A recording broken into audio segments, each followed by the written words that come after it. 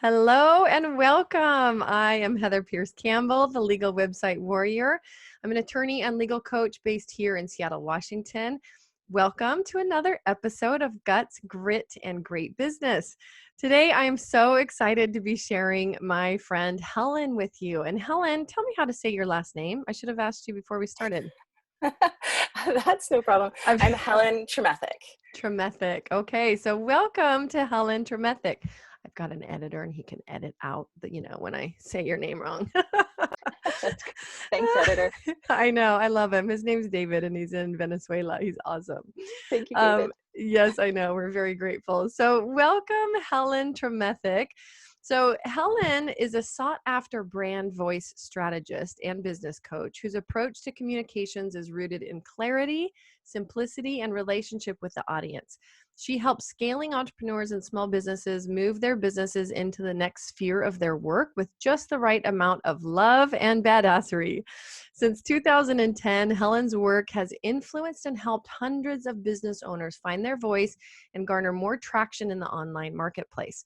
She is also the creator of a content development methodology that she has been teaching to entrepreneurs, innovation centers, and the corporate sector since early 2014. Helen is the CEO of the Communications Distillery. Looked like we froze for a second. You're back? Good. Yeah, you're good. Froze on my end. Okay, we'll watch that. Helen is the CEO of the Communications Distillery, a boutique branding studio located in an old farmhouse in the middle of the Ontario countryside, which means if you ever hop on a coaching call with her, you may hear roosters. So I love that.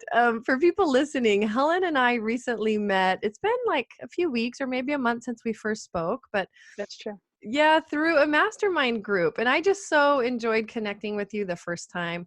Helen, like me, is a mom to a little person. We were joking about our little people needing to play Minecraft together, right? Exactly. A while away the time during COVID with Minecraft, which is happening a lot at our house.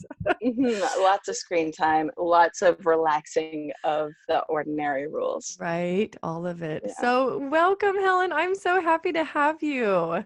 Thank you, Heather. I'm happy to be here. Awesome. So talk to us a little bit about how you got started in this world. How did you figure out that brand voice and copywriting is your thing? Thanks. I think very many of us as entrepreneurs, we get into business after having tried a number of different things. Yes. Where we have, I know. So sorry. I'm going to stop you. Something is happening. Yeah, you're pausing up with our connection. Let's turn off the video portion of it for now. I'm just going to stop video and see if that helps the connection. Sounds good. Can you hear me? That seems to be better already. The other thing I'm going to do, give me just a second. I'm going to hardwire my computer real fast to the wall, and this will help. 1 second. Okay.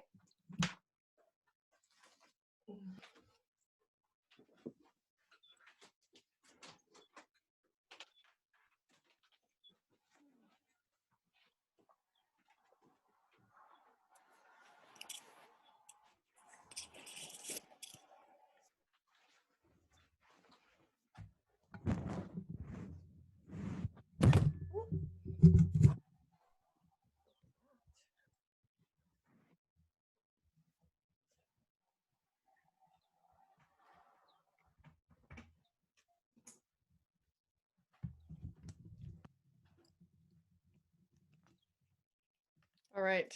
Sorry about that. We're going to just try all the things. No worries. I don't know why some days I'm like, is this because somebody upstairs in my house is on the internet? I have no idea. I know video conferencing is a team effort over here as well. Nobody is allowed to touch their phones, devices, anything. Yeah. Yes. Well, I might text my hubby. A fair amount of texting happens in this house, but I've had good connection lately. I'm just going to let him know. Try to minimize device usage. And David, thank you for your editing help in editing this all out. Try to minimize device usage for about an hour. Yeah, it's crazy. Sometimes the video connection works and then sometimes it goes a little crazy. So Totally. this Absolutely. happened once just a couple of weeks ago, but I've got an Ethernet cord and I just plugged that in, and we'll just hope that this helps it a little bit. Yeah, absolutely. And if it's completely awry, we can chalk it up to, I don't know, Mercury retrograde or some You know other what? I random thing. know, And we right? can, we'll reschedule. It'll be fine regardless. We'll figure it out Will, you're regardless. such a trooper. It sounds way better to me right now. Like I Great. feel it. So let's we'll just backtrack a little bit. If Yeah. once I finish the recording, if I need to restate your intro, I will, but I'll just start with that question again about how did you get started as a brand voice strategist and understanding copyright and moving into that world? Yeah, thanks. I think a lot of us as entrepreneurs, we try on a number of different hats before we become business owners. Entrepreneurship is very rarely a linear path. There are those exceptions who are serial entrepreneurs. They, started with lemonade stands and magazines when they were 4 or 5. Yeah, But right. the rest of us have done a pile of different things. And for a very long time, I too was in that position and felt flighty, like I had no focus, Mm, which I think is a very common feeling for a lot of entrepreneurs. However, this is something that I talk about with my clients. Once you start looking at all of the things that you've done, even if they were different titles or different occupations, the vast majority of the time there is a common thread. And for yes. me, that common thread was always communications. Right out of high school, I studied radio and television broadcasting. I very quickly left that because I wasn't comfortable with all the ego in the room, which Mm, is a matter of fact. A lot of people wanted to be the next personality. And as the introvert that I am, I really couldn't handle it. And so I went into international development and anthropology instead, which is ultimately the study of people. So the combination of those two together, international development and yep. radio broadcasting, is really about who are, who is this person? Where do they Mm-hmm. come from? What do they want? And how do you communicate that? So Mm, all of my occupations, all of my jobs had this common thread that ran through it. I was always updating the operations manuals. I was always doing the team building exercises. I was the person at the microphone doing the press mm. conferences. And so Which I love as an introvert. I Like, know, right? you're like, I was the one doing the press conferences. I'm an introvert who really likes to communicate. And Yeah. that is something that is nerve-wracking for the introvert self, but Mm-hmm. important because it really feeds this desire in me to help people figure out how to communicate themselves more authentically, more Mm, purely to their right people. Because when we do that, that's when that real alignment occurs, where your right audience knows who you are and how you can help them very, very quickly. And yeah. ultimately, that's just great for the sales conversation. So that was about 10 years ago that the Communications Distillery started. And I started out copywriting, writing other people's websites, and very quickly moved into a teaching and coaching sphere where I love talking to people about how they can do it for themselves, how they can Mm. really become empowered in talking to people about their businesses. Well, I love that. I think it's a hard thing for a lot of people to do, right? I think that, Mhm. whether it's around having to figure out your own marketing or your own copywriting or technology and how it supports your business, most people go into business for themselves because they want to do a thing, right? They have a certain thing that they love to do or a way that they think that they can serve others, but not necessarily because they want to learn all the parts of running a business. That's it. That's Which it. they end up having to do anyways if they're really committed to that path. In the beginning, you have to wear all of the hats. And Mhm. so, even though you want to do this one thing, you still also have to do all of the other things, at least until you can outsource it. And not everybody gets there. So, Right. So we need to become quick starts and learn a lot of different things. And one of those major, major things is talking about your business. Like you say, whether that's on your website, whether it's on social media, whether it's shaking hands with somebody in a non-COVID world, Mhm. shaking hands with somebody at a conference, we still need to talk about who you are and what you do. Hi, I'm so and so, and I do this. That's really, really foundational for any business owner. Yeah. Well, and it sounds like, and we can get to this because I know I wanted to talk with you about it anyways, the project that you recently did. But, I think so much of copywriting and how we show up, whether it's in conversation with people, whether it's through our websites, whatever, is really about how do we be ourselves in all the Mhm. moments and all the places, right? So that people either have a clear yes or a clear no type of response to us. Yes, exactly. We want our prospective clients to self-qualify. We want Yes. them to know very clearly whether it's a yes or whether it's a no. And if it's a no, that's a really good thing. It's good that they know right off the bat that no, you're not the right person for them. No, that's not the right service for them. And they can hit the back button and nobody wastes their time. And then Right. those yeses are clear yeses. They get on a consult with you and they say, oh my goodness, you are exactly the person I thought you were. Where do I sign? Right. Right. So your interest in people and communication, did that start young? Where did that start for you in your life? Oh, good question. I have, I was always a writer. I remember writing books for my little sister when, as soon as Oh. I could so in the beginning, I wanted to be, an artist. I didn't really understand Mm, what the art world was or really how difficult it is to make your way as an artist. But mm-hmm. that's what I wanted to do. And so I started writing stories, and that writing stories turned into writing poetry, and I always kept a journal. So Mm, in that way, I've always had a desire to communicate through the written word. yeah. Yeah. And yeah, and so I remember even in high school where I would join clubs and decide that actually they weren't effective in the way that they were talking about themselves. so so yeah, so I feel like that's again one of those through lines that's kind of always sort of been there. Yes, Yeah. yes. Oh, that's fun. Well, it's funny you talk about, journaling young. Like as you're talking about your story, it reminds me there was a time I was infatuated with my dad's typewriter.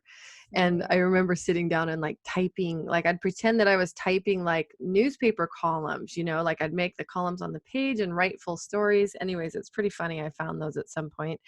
But I got gifted, my grandmother gave me a journal when I turned 8. It Mm. was a big journal, like, 8.5 by 11 size, lots of pages. And so I actually began journaling pretty consistently, probably not a daily basis, but close to as an 8-year-old.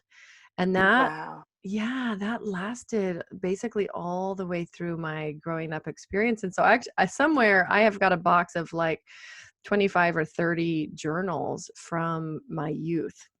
That's wonderful.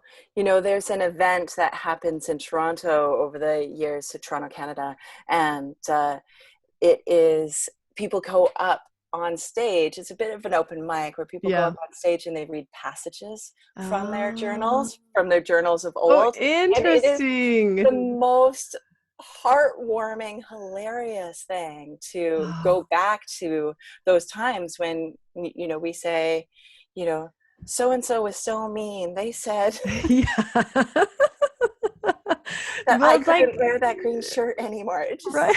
yeah, It's like these brilliant little time capsules that show, exactly. who we were at that time and what we thought was important or interesting or noteworthy. Yeah, it is really interesting. I remember laughing my head off one time because I picked up a journal. I went through a phase where, and I was always a pretty truthful kid. Like I wasn't a kid that really tested out lies. I think maybe I told 2 lies my entire growing up experience. Right, one of them I was 5 and I tested it out on my mom because I wrapped up in the curtains and she could tell later somebody had been in the curtains, right?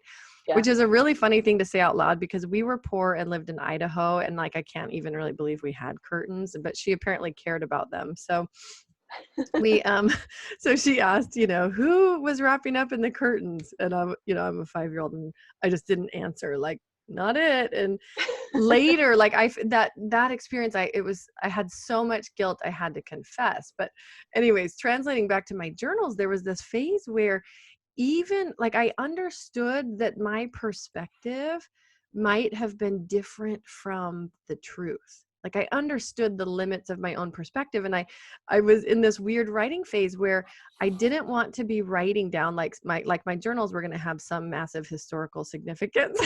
I didn't want to be writing down things that were like, that like I'm putting them down as the absolute truth. And so every sentence for like 2 years of my life had the words, I think.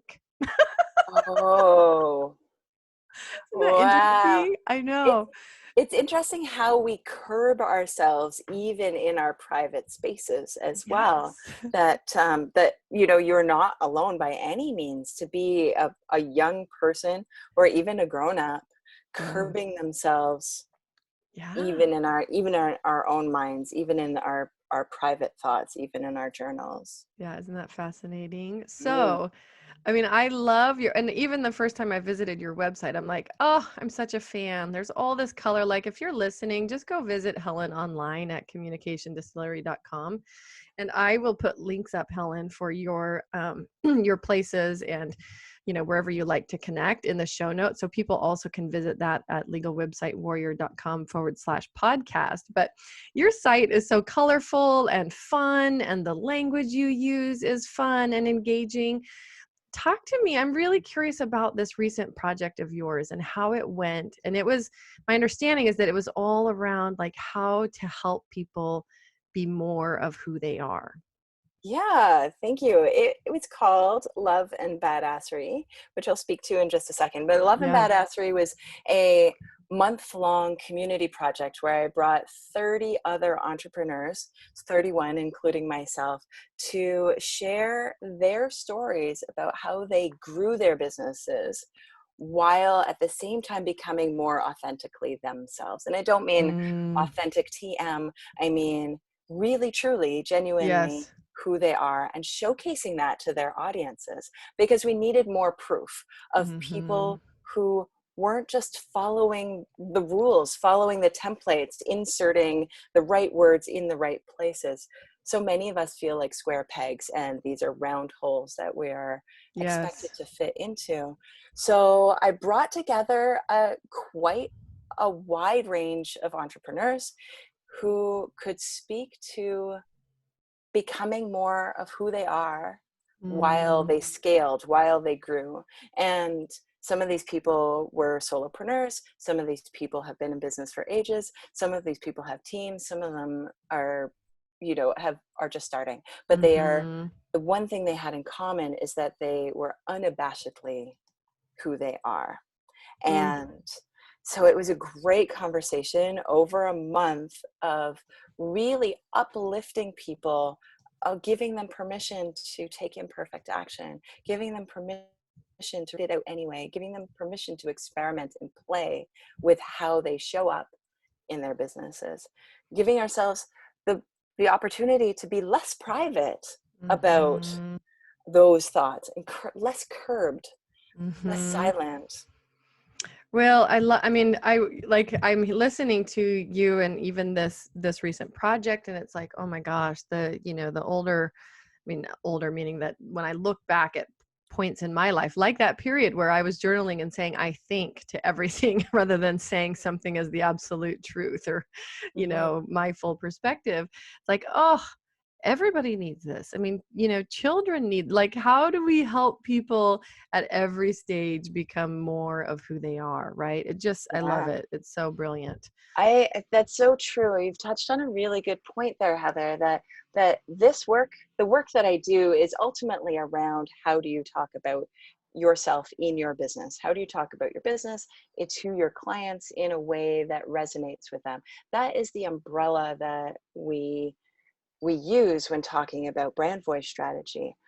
But Hmm. the big, sneaky, awesome truth is that once you feel freer in talking about your business, then you start feeling freer and talking about your opinions. Then you start feeling Yes. freer about talking about yourself and how you show up in the world wherever you are, in your business, in your personal life, at that family dinner that's always really uncomfortable, wherever you are, Yes. about bigger issues. And that is what we need. We need more people more comfortable about talking about things that are traditionally uncomfortable. Yes. And well, I so agree. And it's interesting because I've had this conversation like with sisters, with good friends. I think sometimes we get there in life because we just have really hard experiences or challenging times that change our filter, change our perspective around what should be held back or not said, or, you know, filtered through a lens where we might normally say it this way because of who's listening versus how we really want to say it. And, I reflect back on really probably the last, I don't know, 10 or so years of my life and some of the events that have happened in that time frame. And like there are days where, and I apologize for it coming out this way if it's really cliche or overused, but I've told my sister repeatedly, like, I'm out of F's to give. I'm just going to Mhm. say what I want to say. And the irony is that it can be really challenging to get to that place. But once you're there, it's like, wait, why did it take me so long? Yeah, you're right. You're absolutely right. I think a lot of us are in very similar positions. And, um, a friend of mine, when I turned 40, this is a few years ago now, said, welcome. The 40s are the decade of giving no Fs. And of course, she Yes. said the full word because she doesn't. She doesn't Right. give any Fs. She has, Right. Right. and And I love this idea of being able to chaperone people into a space of more freeness, more Yes. fullness, more truthfulness, more Yes. genuineness. And that Yes. doesn't mean airing your dirty laundry. I No, mean, no, there are. no. But the fullness part and the truthfulness is what's resonating with me right now as you describe that. That's the feeling of it. Exactly.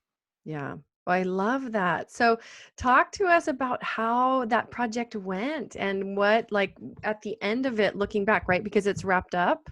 It has wrapped up. It was a month-long project, and it wrapped up at the end of May 2020, and it was wonderful. We had hundreds of people in the Facebook group. We had more than double that on the Mm, email list. We had people who were writing every single day. We had tons of engagement. The contributors were in the Facebook group as well. And it was really such a supportive and open space. And since that time, we've had people who have rebranded their businesses because their businesses hadn't felt aligned with who they are for a long time, mm, but they were nervous. We've had people launching their websites for exactly the same reason. They wanted to do it for a long time, but they were afraid, and they stepped forward and pushed it forward. We've had people creating services when they weren't sure how they were going to make money and taking on new clients.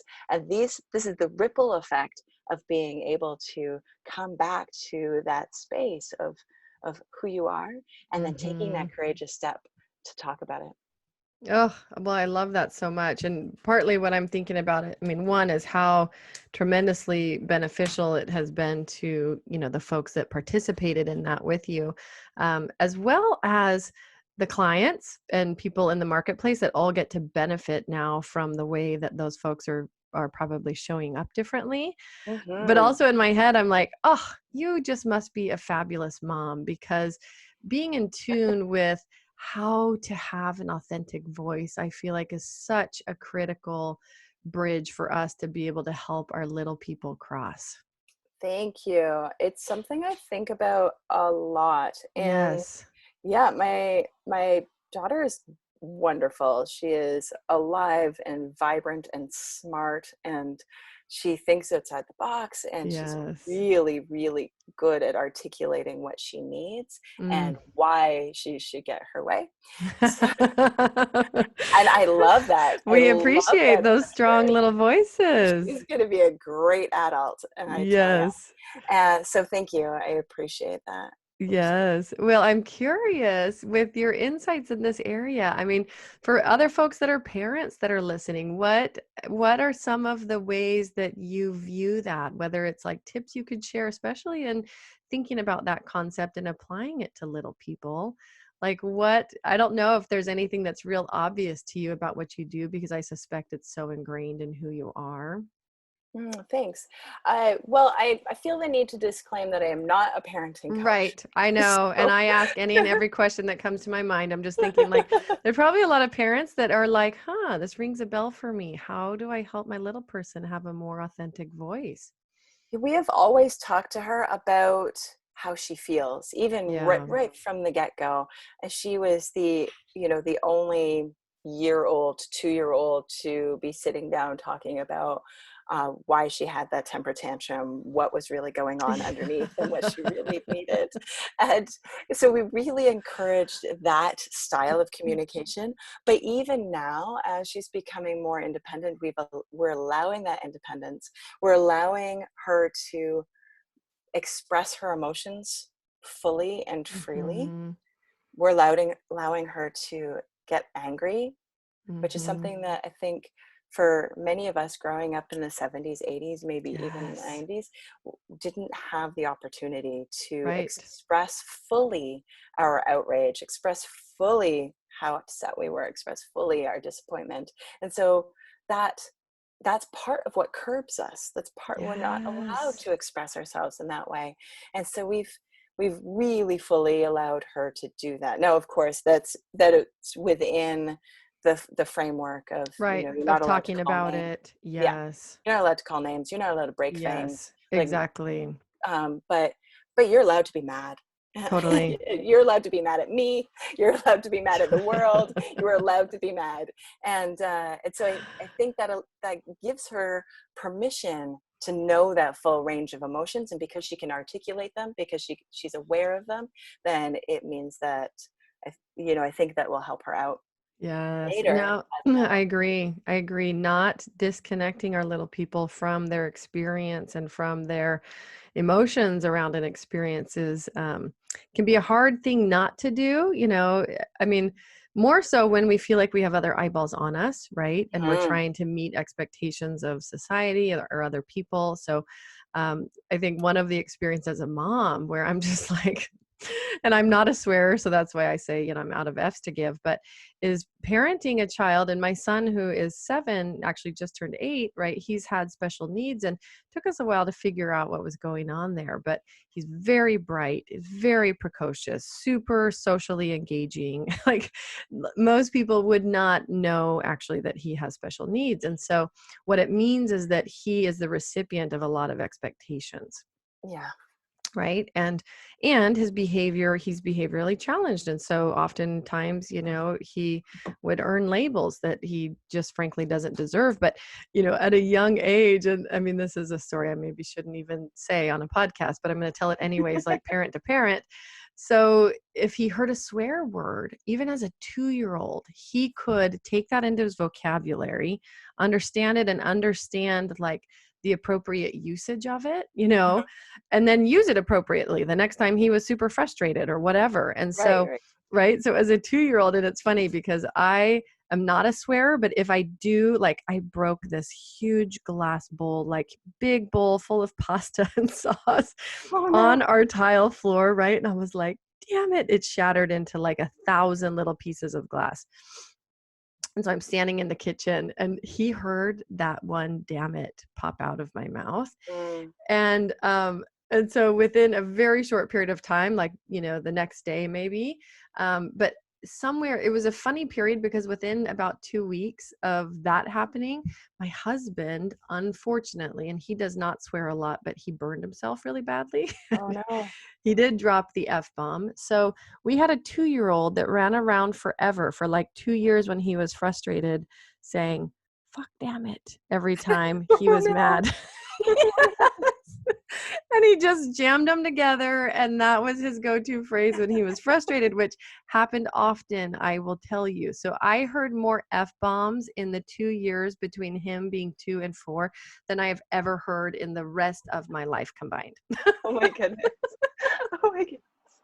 Yeah, it's tricky, right? Because, well, we're all sponges. We're all sponges, but Yes. especially children, and we cannot expect ourselves to be perfect as Right. grown-ups, as parents. We are going to screw up. As Yes. business owners, can I just say that too? And we are Right. going to screw up. We're going to screw up as parents. We're going to screw up as business owners. We're going to screw up as partners, and and we're going to have moments where we're like, oh, I just dropped the F bomb in front of my child, and now I know that we're going to be at the grocery store, and they're going to want something. I'm going to say no, and they're going to be dropping that F bomb just as another family is walking by, or just, Right. yeah. And so we know those moments. We can feel those moments where we're like, oh, that Yes. that was one right there. I felt the weight of it. And It's we also have to kind of like let that go.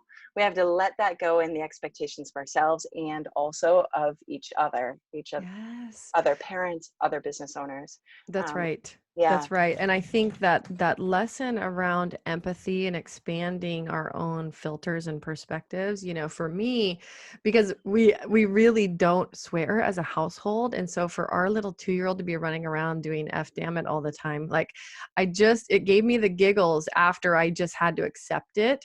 Yeah. Because so often, like, I mean, in his early preschool days, and he got kicked out of several preschools, but he was just, from the perspective of the teacher, just so much to handle. There was so much going on with this little person that just made him like he had a way of taking over the classroom as far as like how big his personality was and all the things that he wanted and his frustrations and all of it.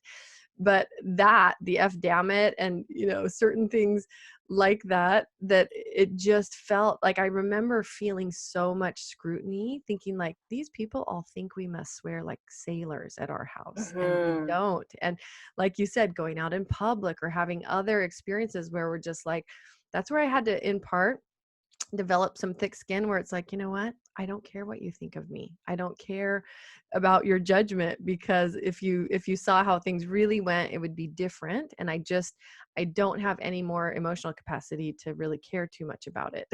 Yeah. And Yeah, absolutely. it feels kind of like a callous thing to say that, because it's not like I don't care. I care very deeply about people, but I have totally learned how to release what somebody thinks about me. Right. Well, Right? that's a self-forgiveness piece, right? You know that you're going to make mistakes along the way. You know that things are going to happen that are out of your control. Mhm. And so the question isn't, as parents, as partners, as people in the world, as business owners, it's not about, how do I move through the world without making mistakes? How do I move through the No. world without things happen? It's how do I Right. recover? How do I adapt when I do screw up? Yes. Well, exactly. And I think releasing ourselves from the weight of what other people think. And I don't know, I personally wish we could all get there or have gotten there sooner. Hmm. Hmm. Right? Because it is a much more free place to be. Absolutely, it is. I talk a lot about alignment and discernment, both. Mm, This coming back to who you are, what you stand for, what your values are. This is through and through business, parenting, personally. yes. That coming back to who you are, speaking out in a genuine, authentic way, and discerning what's important to Yes. say, what's important to take on, what's important to recognize. And that element that you were talking about, not giving any F's, like that's part of that discernment piece. That if you're aligned, discernment comes much more easily. I don't need to take on the scrutiny of that Yes. character. I have all of the reasons in the world, because or I don't have any because I'm aligned with who I am, and that I know that I am a good person and a good parent and a good business owner. And That's so right. yeah, it comes back to like alignment and then discernment. Yeah, no, I love it. And so I know, and I remember from our conversation before, if I'm correct, like your journey, you've done a lot of work, including with bigger companies or corporations. And at the end of the day, at least what I recall you saying is that your heart is really for smaller entrepreneurs.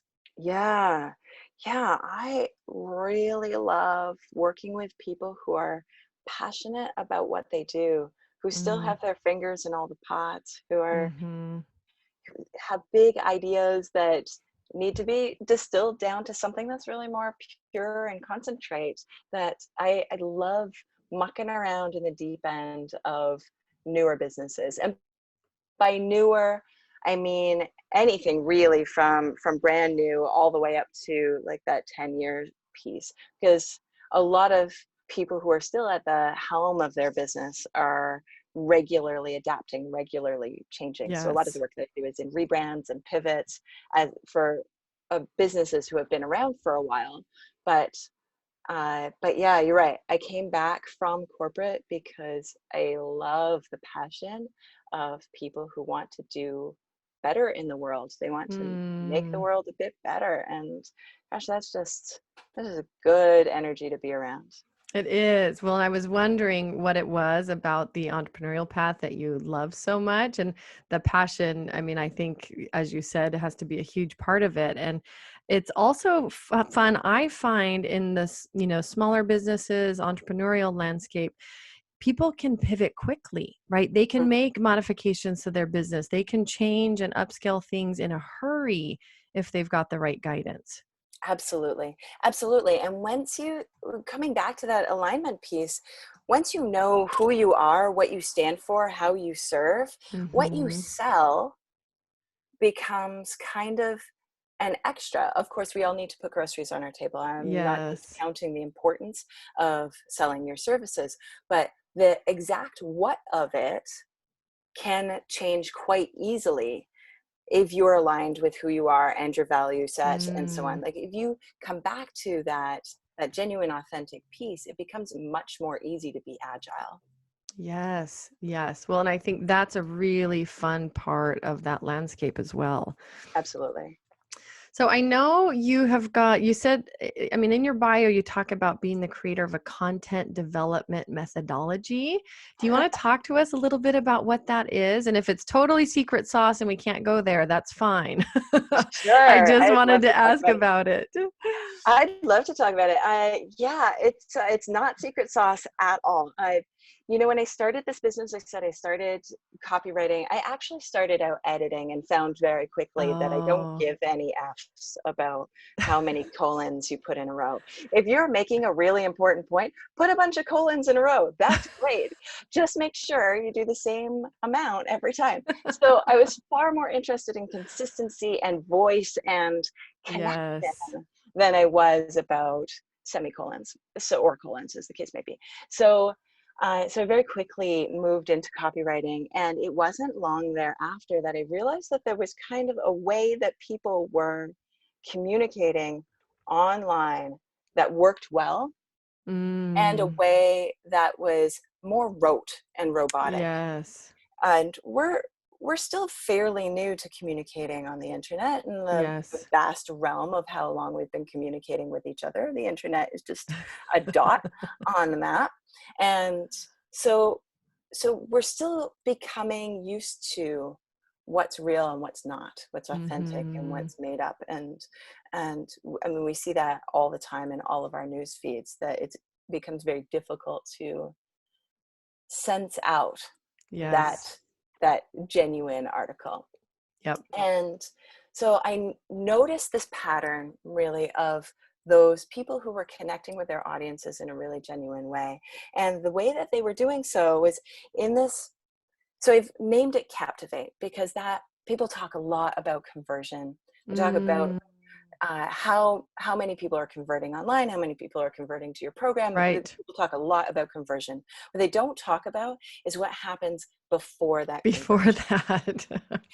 And that is that people feel enthralled. They're interested. They know you. They know that they want what you have. They're ready to hit that button. And that is when they become a conversion.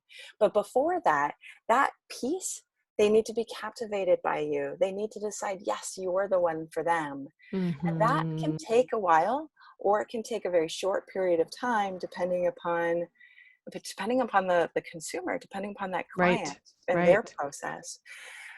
Ultimately, Captivate has 4 steps. The first is that you have your brand. Who are you? what do you stand for? Before you start any conversation with anybody, you need to know what you want to talk about. So Mm-hmm. that's your brand. Who are you? What do you stand for? Also, what do you sell? But taking that services piece out for a moment, because again, like that, people are captivated by you. People choose Yes. you, not because of what you sell, but because of who you are. Most people ready to buy already know they need the thing. They're choosing you to provide that thing. Yep. So brand is that first piece. Who are you? Resonance is the second piece. Who are they? Who are the people you're speaking to? Who are those clients? And most importantly, what language are they using to communicate with each other? Are they people who use the F word, or are they people who don't at all, not ever, not even shortened? Mm-hmm. These are really important things to know. Are they people that will use that industry acronym, or are they people who have no idea what the acronym means but just needs that thing to fix the other thing? Right. Right. So, and those two together, brand and resonance, that's what creates your brand voice. And I love that space because you can take that anywhere. But the Mm. third and fourth piece to that is strategy. Where do you put all of those beautiful words so that people can read them and engage with them in a way that works for our human brains? Yep. And the fourth piece is clarity.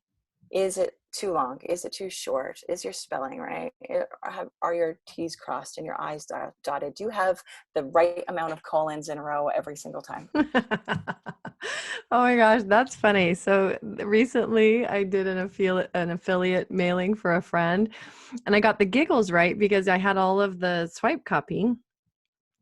And I promised the only punctuation this person used is ellipses. So literally, it was like each email would be the equivalent of like 2 pages of a run-on sentence, kind of, but Oh, that's like right. the way that he languaged things, it literally was like just this continuing, and I could see it. Like, I know him well. I'm a super fan of his, and I could not hit send on that. I had to Right. back out a bunch of those, like, and so I'm laughing, but to his credit, he used them consistently and in the same way. Yeah, so that clarity piece is really key. Like, if everything is in bold, nothing is in bold. So you can't use ellipses all over the place.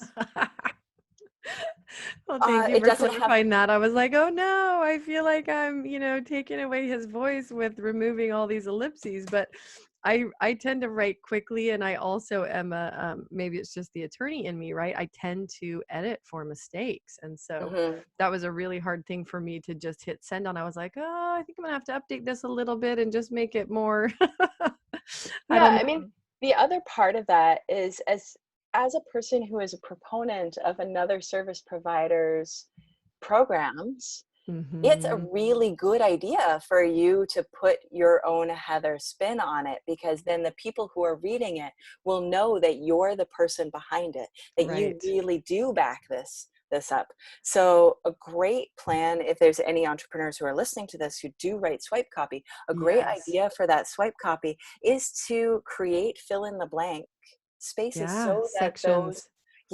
those entrepreneurs who are supporting you can put in their own feedback, put in their own words, put the F-bomb or not, and according to their audience, so that their audience can really feel that it's not just another copy and paste. So, Hmm. as I don't know what your friend would say about this in terms of affiliates, but your conversion rate will be much higher if you're sending it to your audience written as you, With your voice. as Yeah. yeah, in your voice. Yeah. No, agreed. Well, yes, I'm sure that as an editor, right, you've got lots of experience editing. I'm sure that you developed a lot of preferences in that stage. I do. I have a lot of opinions about Yeah. this. Well, it's funny, like, I think it becomes really clear when we see things we don't like, right? It's like, "Oh, I don't ever wanna do that or that," and I'm not even talking about this recent ellipsis thing, but it is funny to be in the process of editing or reviewing something and then recognize your own strong preferences about it. Absolutely, absolutely. And knowing those preferences, whether they're for or against, is so powerful. If you can Mhm. write those down, if you can say, you know, I hate ellipses.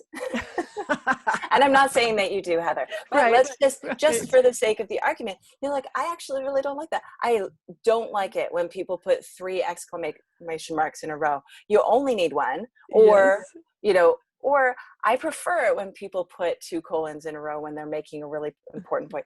Anything, any of those really sound strong opinions, write those Yes. down, keep them in the same spot, and then you can create a bit of a style guide or a bit of a roadmap for your own brand voice so that you create that consistency and everyone knows that that's you.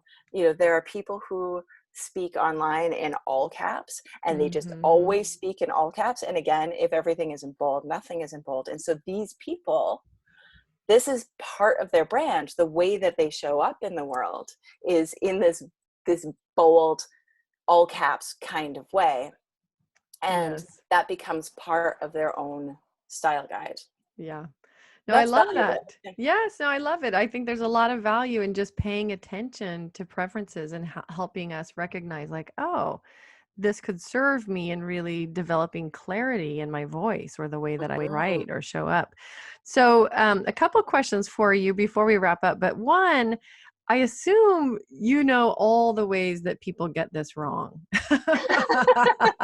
Give us like one or two of the main ones that for people listening could be like, do I need to rethink this thing?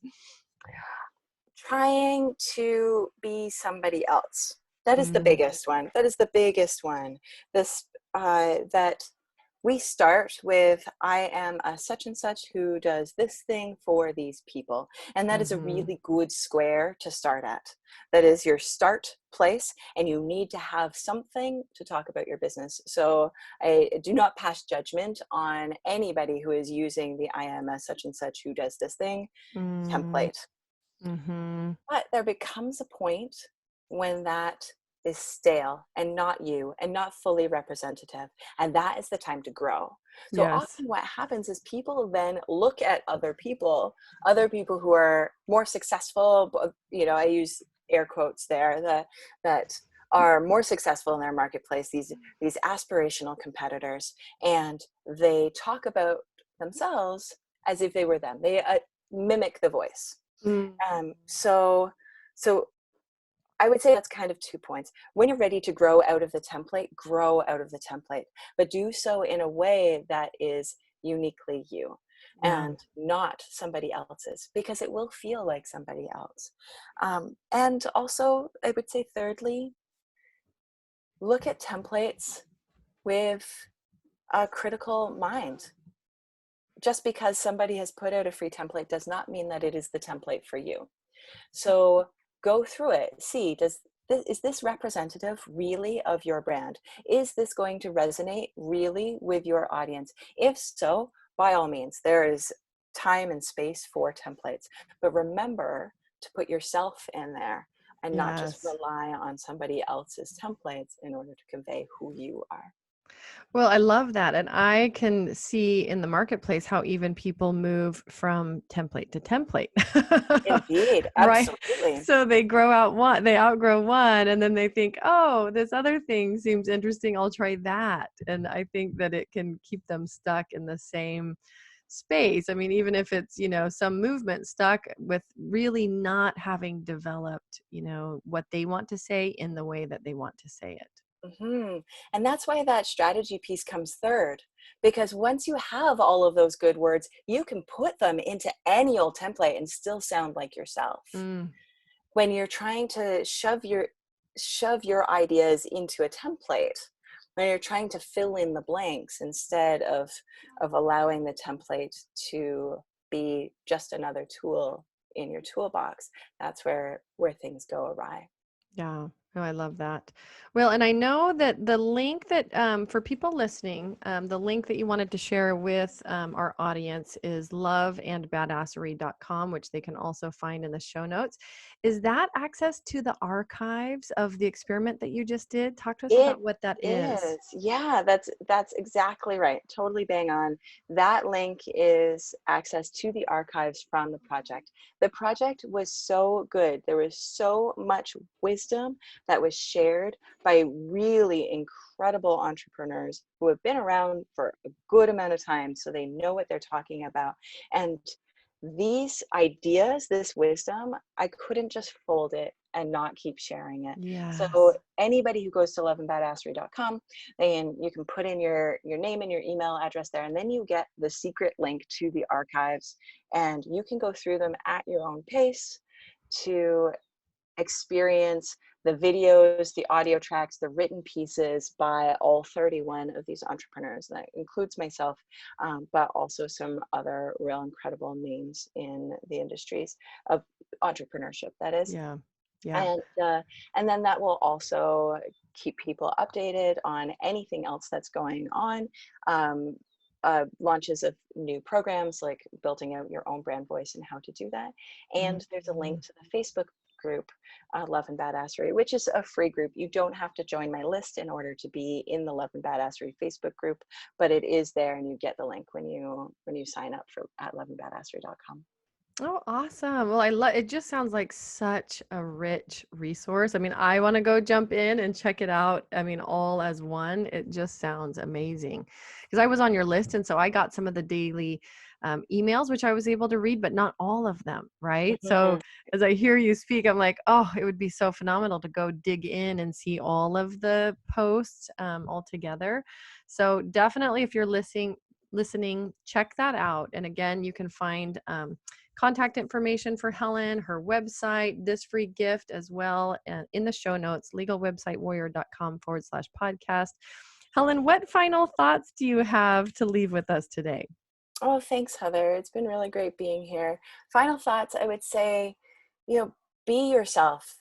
And the way that you will get there is by practicing Mm, showing up, by hitting publish before it's perfect, by launching the thing before you know for certain, by saying yes to the opportunities to showcase your brilliance to the world, because we need you. We need your voice, and we need to be able to hear it in order for that to happen. So yes. yeah, Oh, so I love show the it. F up. That's right. Show the F up. Oh, it's so fun. Well, I just really enjoy you, Helen. I am a fan of your work, even though I have not yet experienced it firsthand. I can tell that you love what you do and that you're very good at it. Thank you. Where do you like to connect? So for people that are like, I want more of Helen, I mean, obviously they can check out those links. Do you have a favorite place to connect online? Yeah, I am. If I am not on Instagram, I'm in the Facebook group. So the Facebook group is the Love and Good spot. Badassery. You can search it, Yep. no problem. But otherwise, you can find me on Instagram at Helen Tremethick, and I show up there as I am, with my cats and my kid, and it's very real and not that curated. So yeah, No, I I'm love happy it. I love it. We were to just share it talking about, the reality of weather and being indoors for COVID and saying how, you're sweating like crazy over there in the heat. there. And you were gracious enough to turn off the fan for this interview, which, oh my gosh, I will wrap up for you. But I'm in Seattle freezing still. So there's that. But Well, Ontario sends a heat wave in your general direction. perfect. I will happily receive it. So great to have you, Helen. I look forward to connecting again soon. Thank you, Heather.